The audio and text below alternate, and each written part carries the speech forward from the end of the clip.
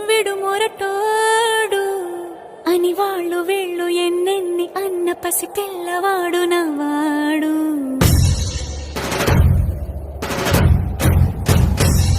విడుముండోడు అని ఊరు వాడ అనుకున్న గాని మహారాజు నాకు నవ్వాడు.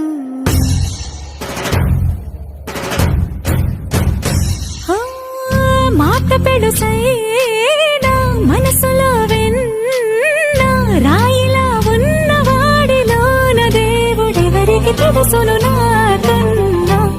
సూసేకి అగ్గిరవ్వ మాదిరే ఉంటా